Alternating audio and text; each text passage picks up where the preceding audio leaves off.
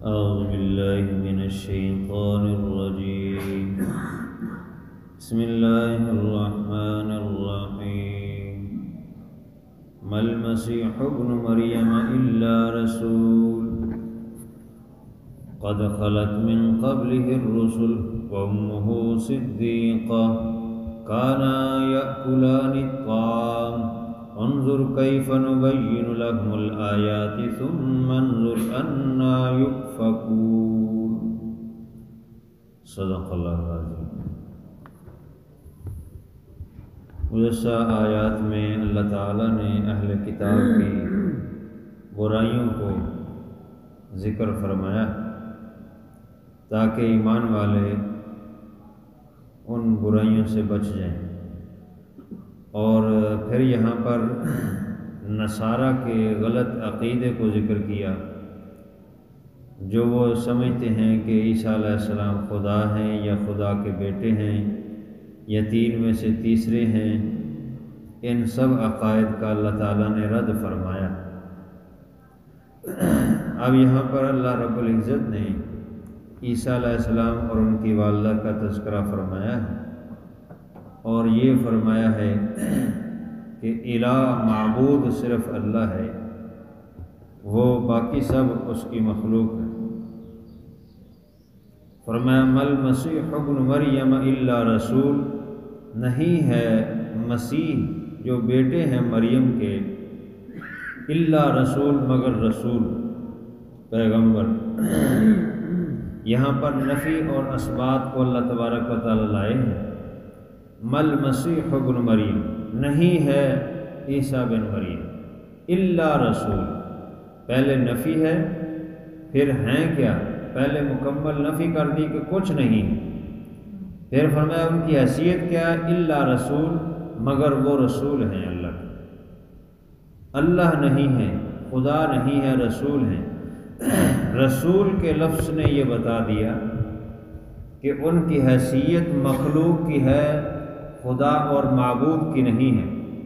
جو لوگ سمجھتے ہیں کہ عیسیٰ علیہ السلام خود خدا ہیں تو اللہ تعالیٰ نے ان کی تردید فرما دی، وہ تو رسول ہیں، اللہ کے پیغمبر ہیں، اللہ کے بھیجے ہوئے ہیں. تو جس کو کوئی بھیجے وہ خدا کیسے ہو سکتا ہے؟ جو رسولوں کو بھیجنے والا ہے اللہ وہ ہے، خدا وہ ہے، معبود تو وہ ہے، عبادت کے لائق وہ ہے، اور وہ اللہ ہے جو رسولوں کو بھیجتا ہے. دوسرا لفظ المسیح ابن مریم، اس نے بھی بتا دیا کہ عیسیٰ علیہ السلام وہ مریم علیہ السلام کے بیٹے ہیں، وہ خدا نہیں ہے. جو کسی کا بیٹا ہو وہ خدا نہیں ہو سکتا، وہ معبود نہیں ہوتا. اللہ رب العزت اس کی شان یہ ہے کہ لم یلد ولم یولد، نہ اس نے کسی کو جنا ہے نہ وہ جنا گیا ہے، نہ وہ کسی کا باپ ہے نہ کسی کا بیٹا ہے. تو یہ کیسے ہو سکتا ہے کہ جو مریم کے بیٹے ہوں مسیح، ان کو تم خدا بنا لو؟ جو پیدا ہونے میں ماں کا محتاج ہو وہ خدا کیسے ہو سکتا ہے؟ وہ رب کیسے ہو سکتا ہے؟ اس لیے اللہ رب العزت نے یہاں وضاحت فرما دی کہ مل مسیح ابن مریم الا رسول، نہیں ہے مسیح جو بیٹے ہیں مریم کے، الا رسول مگر پیغمبر ہیں، اللہ کے بھیجے ہوئے رسول ہیں. ہر اللہ رب العزت نے انبیاء کو جو بھیجا اس کا سلسلہ اللہ تعالیٰ جس کو چاہتا تھا اپنی حکمت کے تحت، اس کی مشیت میں جس کو اس نے طے کیا کہ اس کو نبی رسول بنانا ہے اس کو بھیج دیتے تھے. اور ہر نبی رسول وہ متمدن شہروں اور بستیوں میں آئے ہیں، دیہاتوں میں رسول نہیں آئے، بلکہ ان متمدن بستیوں اور شہروں کے ارد گرد جو دیہات تھے ان میں جو ہے ان کی طرف وہ بھیجے جاتے تھے. اور بعض رسول اللہ رب العزت نے شہروں میں بھیجے اور ان کو حکم دیا کہ فلاں بستیوں میں جاؤ. تو بہرحال یہ سلسلہ اللہ تبارک و تعالیٰ نے آدم علیہ السلام سے شروع کیا، اور عیسیٰ علیہ السلام کے بعد ایک نبی کی ضرورت تھی جو امام الانبیاء خاتم الانبیاء حضرت محمد مصطفیٰ صلی اللہ علیہ وسلم ہیں، اور عیسیٰ علیہ السلام ان کی خوشخبری دیتے رہے۔ چنانچہ قرآن پاک میں ہی دوسری جگہ ہے کہ مبشرم برسول یأتی من بعد اسمہ احمد، یہ خوشخبری دیتے تھے کہ میرے بعد ایک نبی آئیں گے جن کا نام احمد ہوگا۔ تورات انجیل کے اندر جو ہے یہ لفظ موجود تھا فار کلید، لیکن انہوں نے اس کو تبدیل کر دیا، صرف حضور علیہ السلام سے حسد کرتے، تو انہوں نے اپنی کتابوں میں تبدیلیاں کی۔ اللہ رب العزت نے یہ سلسلہ آدم علیہ السلام سے شروع کیا اور حضور علیہ السلام پر مکمل ہو گیا۔ اسی کے متعلق فرمایا کہ قد خلت من قبلہ الرسل، ان سے پہلے بھی رسول گزر گئے، عیسیٰ علیہ السلام سے پہلے بھی رسول گزر گئے، اللہ رب العزت نے بھیجے تو وہ بھی رسول تھے، یہ بھی رسول ہیں، معبود تو نہیں ہے۔ وَأُمُّهُ صِدِّيقَةٌ، اور ان کی والدہ یعنی حضرت عیسیٰ علیہ السلام کی والدہ وہ سچی تھی، صدیقہ، اللہ کی ولی۔ ویسے تو صدیقہ یا صدیق کا معنی سچ بولنے والا، سچ کہنے والا، راست باز، لیکن شرعی اصطلاح میں انبیاء کے بعد جن کا درجہ ہے ان کو صدیقین کہا جاتا ہے۔ تو مردوں میں سے بھی صدیق گزرے ہیں، اور اس امت میں سب سے بڑے صدیق انبیاء کے بعد جن کا درجہ وہ حضرتنا سیدنا صدیق اکبر رضی اللہ تعالیٰ عنہ ہیں۔ تو اسی طرح خواتین میں بھی صدیقہ گزری، جیسے یہاں حضرت مریم علیہ السلام کا تذکرہ ہے۔ تو جو صدیقہ اس کو کہتے ہیں جو عقیدے اور عمل میں راست باز ہو، جس کا عقیدہ بھی صحیح ہو، عمل بھی صحیح ہو، اور وہ اپنے معاملات میں سچ بولے، سچ کی ہی ہر وقت یعنی سچ کہے، سچ کا ساتھ دے اور سچ کا دامن نہ چھوڑے، تو اس کو صدیقہ کہا جاتا ہے۔ تو ان کی والدہ جن پر یہودیوں نے تہمت لگائی تھی، قرآن پاک میں بھی جس کا ذکر ہے کہ لقد جئتی شیئا فریا، کہ تم عجیب کام کر رہے ہو، تمہاری والدین تو نیک لوگ تھے، یہودیوں نے یہ الزام لگا دیا۔ جیسے ہی حضرت عیسیٰ علیہ السلام کی ولادت ہوئی تو حضرت مریم علیہ السلام پر انہوں نے تہمت لگا دی۔ اللہ رب العزت نے ان کی بھی رد کر دی ہے کہ وہ صدیقہ ہیں، سچی ہیں، پاک باز ہیں، راست باز ہیں، تہمت لگانے والے جھوٹے ہیں۔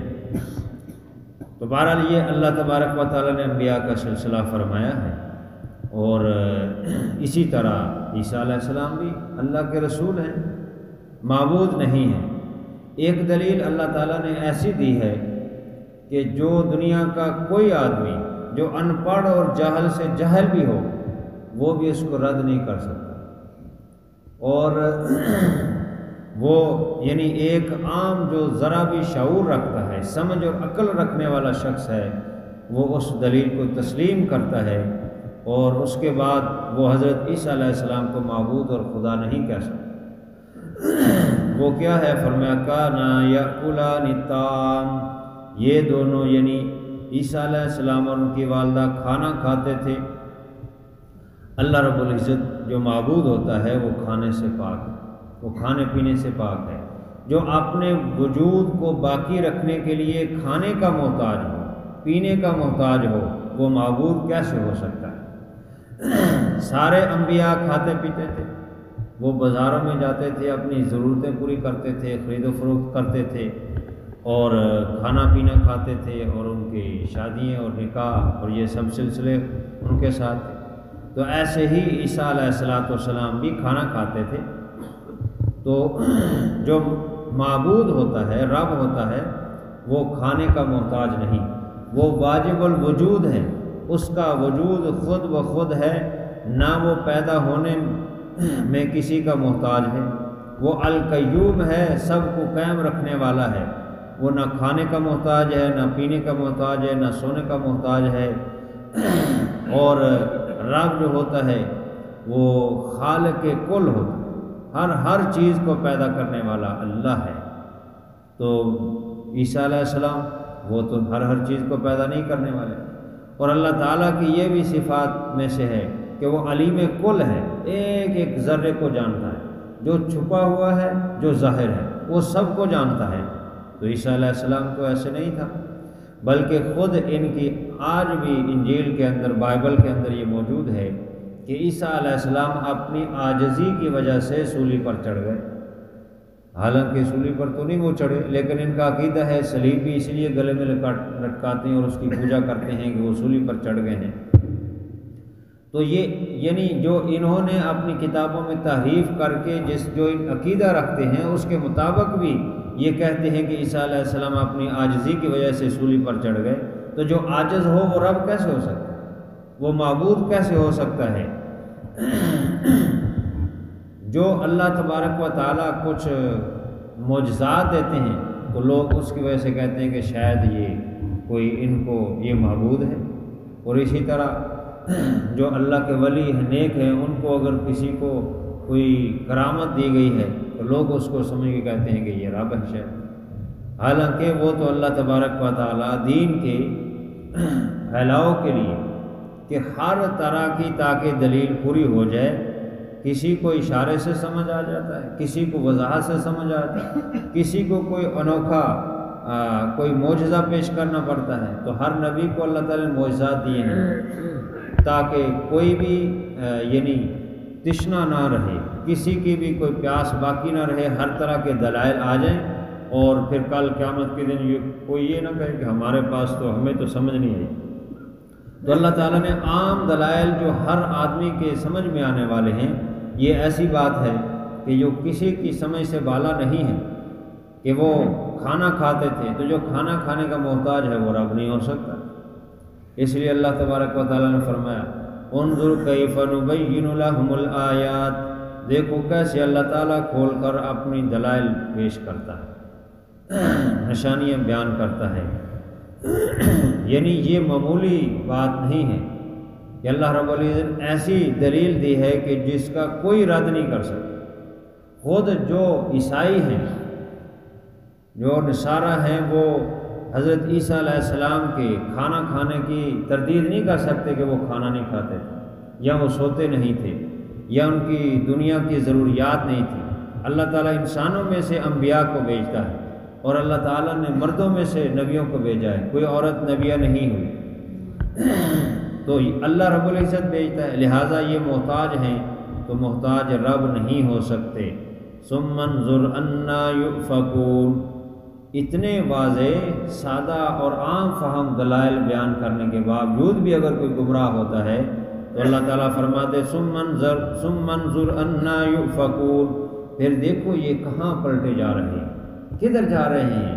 اتنی سیدھی سادی باتیں بھی اگر کسی کو نہیں سمجھ آتی تو پھر اپنی تباہی اور بربادی کا وہ خود ذمہ دار ہے، جو اللہ کو چھوڑ کر کسی اور کو معبود مانے، کسی اور کی پوجا کرے۔